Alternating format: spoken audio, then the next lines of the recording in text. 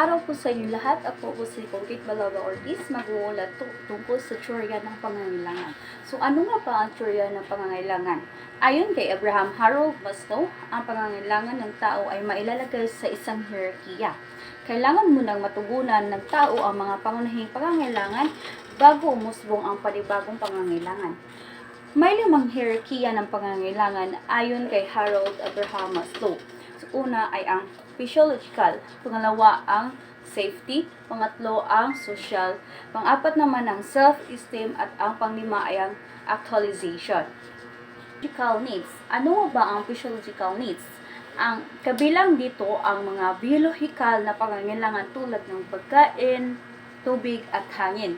Ang kakulangan sa antas na ito ay maaaring maging sanhi upang siya ay makaranas ng karamdaman at panghihina ng katawan. Pangalawa naman ay ang safety needs. Kabilang dito ang mga pangailangan para sa kaligtasan at katiyakan ng buhay, gaya ng hanap buhay, pagkukunang yaman, at seguridad para sa sarili at sa pamilya.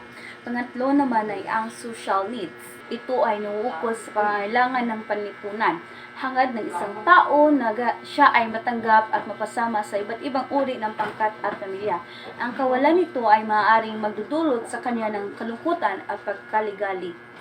Pang-apat naman ay ang self-esteem. Ito ay nauukol sa mga pangailangan ng pagkakamit ng respeto sa sarili at sa kapwa, hangad ng tao na makilala at magkaroon ng ambag sa lipunan.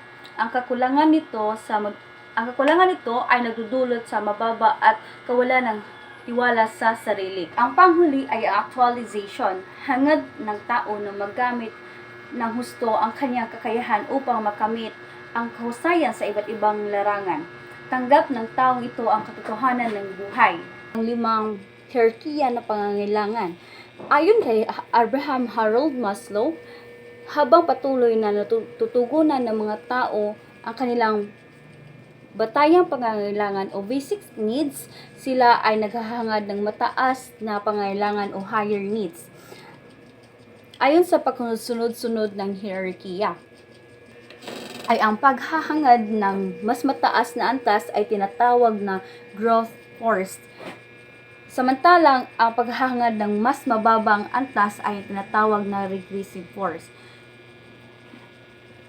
At yun lang po. Maraming salamat.